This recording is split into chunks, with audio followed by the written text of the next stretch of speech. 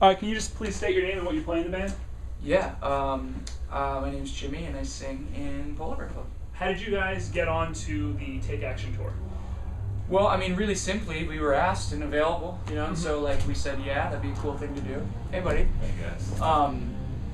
But it was like the timing was really good for us, and like the bands were cool. It was bands that we thought like not only were cool bands, but we thought like their fans would be into us as well. We sort of have spent this whole last year doing support tours, and like this one just made a lot of sense, and it's been really good so far. So have you guys, kind of picked this tour because it was just another tour that was available, or kind of because it's something you believe in, or a combination of the two? Combination of the two, for sure. I mean, it definitely was, we were available and needed to fill this time. But also, I mean, we have never done like a charity tour. And it's a charity that I feel like is sort of, like you can't really protest, like it's a really good charity all around. What was cool about it was that it sort of, after we agreed to doing it, it sort of became like a hot topic, just as, the refinancing of the budget, and Planned Parenthood's, budget cuts, and just the general sort of like sex being bad vibe that seems to be in the air nowadays. But it was cool. Planned Parenthood got involved with the tour a little bit as well. But I mean, it was good bands, and we wanted to be on tour with, like, we've done a lot of tours where we've stood out as the band, where we've been like the weird band on the tour. And this one was like, we don't really stand out. We fit in well, and we were looking forward to doing something like that. Yeah, it seems like you've toured with a lot of bands where you guys are a little grittier, and people aren't really expecting that kind of sound on a tour like that. Well, we're a weird band. Like we can do tours where we're like a really heavy band, or we can do tours where we're like a wussy band. The light band. Yeah, and I like that too, to an extent. Like it's cool to sort of like accept that as a challenge and try and make it work for you. But this tour was like, you know what, we fit in well. Let's see how that goes for us too. So you released Chasing Hamburg about 2 years ago. How was the reception to that album in the touring you've done since then, and what are your expectations for the new album coming out this year? The reception's been great. Like I said, we did so much support touring this year. I feel like we've been getting that record out to so many new people who didn't know Polar Bear Club before that record. So a lot of people, as weird as it is, their first introduction to Polar Bear Club is through Chasing Hamburg. And that's sort of interesting because, I mean, we have another full length before that. We have an EP. And for a long time, that was like our bread and butter. And that was like what everyone knew. And then we just sort of like broke through into a new sort of, I guess, era of kids that were getting into Polar Bear Club through that record. And I hope going back to the old records as well and getting into them as well. Sorry. No, go ahead. Oh, I was going to say, one of the first times I heard your music before I went out and got it for myself was XM has a show, 20 on 20, and they have guest hosts, and Pete Wentz was guest hosting, and he was playing songs that he wanted to play, and you guys were featured on it. Oh, cool. So that was one of the first times I heard so Living cool. Saints. I had seen the video before that, but yeah, random stuff like that can. Well, there's a different generation of kids getting into us through that song, through this album, and what's exciting about that is that I think our album that's about to come out is like, it's a step forward for sure, but it's still big sounding, raw and dirty, in your face guitars.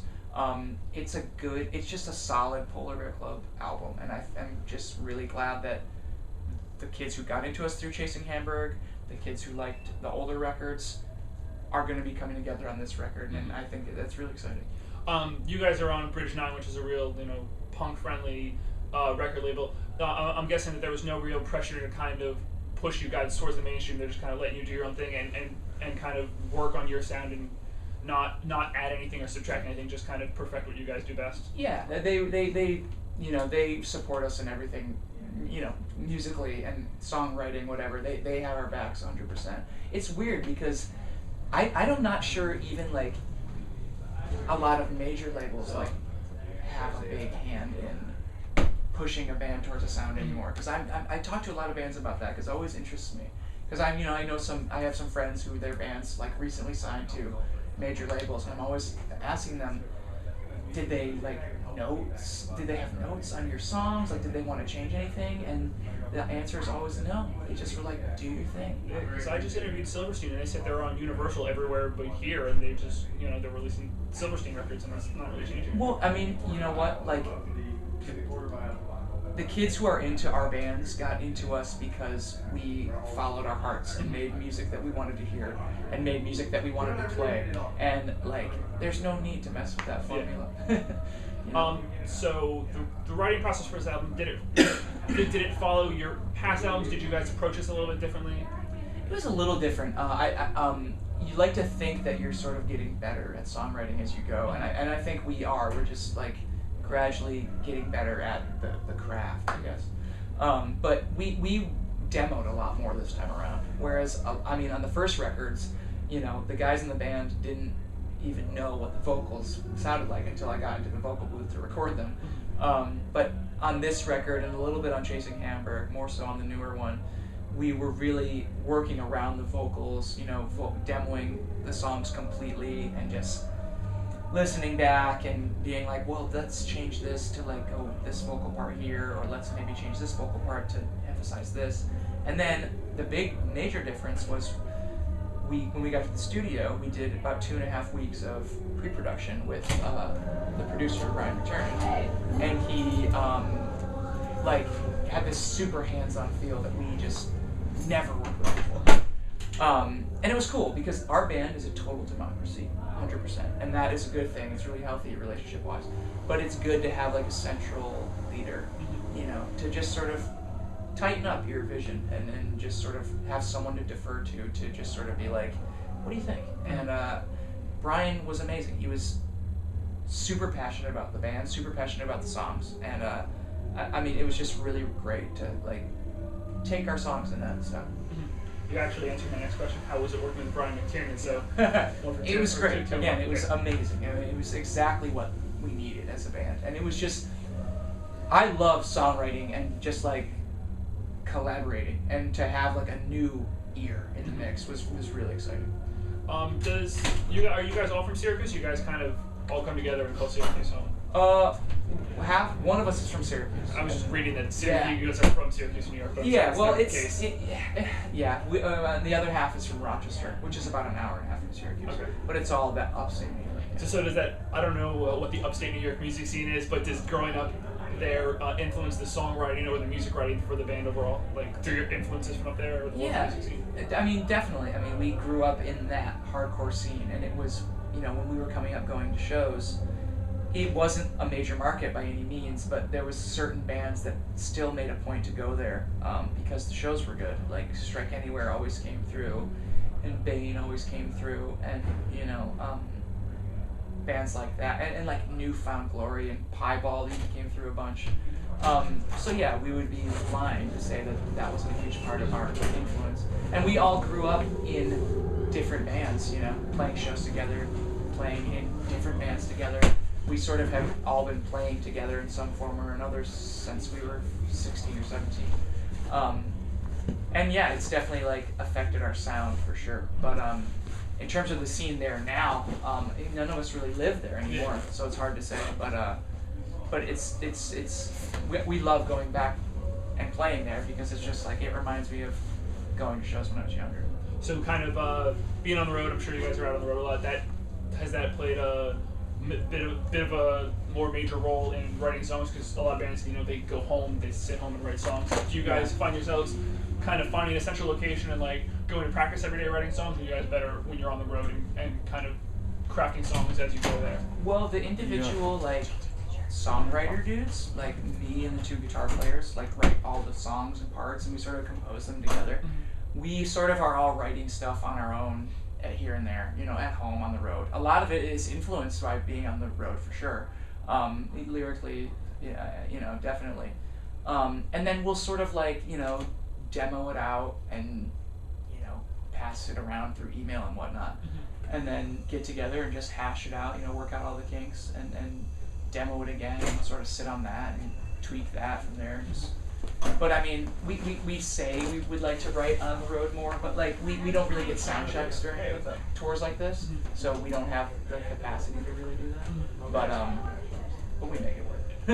Do you guys prefer shows like this where you're playing a sold out venue to 2,000 people, or do you prefer the smaller audience where it's more Polar Bear Club fans and you can play a bit longer set when you're headlining? There's definite pros and cons to both. each one. Definitely, it's like a show like this. Obviously, bigger stage. More sort of just, I guess, professional setup. Awesome sound quality. And like rooms like this for us to hang out in. That's really cool. But playing those intimate, smaller clubs, that's cool on a level of like. A lot of times at shows like this, I feel like I'm playing a concert, which is totally cool and fine. But at smaller shows, I feel like I'm really like playing to my peers and connecting with my contemporaries, I guess. Mm-hmm. And that is, is totally awesome and worth the world. Yeah. But it's both. Like I like tours like this a lot because we're third of 5. We're playing a short set. We don't really have a lot to worry about. Because if no one's at the shows, we don't feel like the headliner pressure of like, man, no one's coming out to see us, and we're not playing so short after doors where people are still coming in, right. And potentially missing our stuff.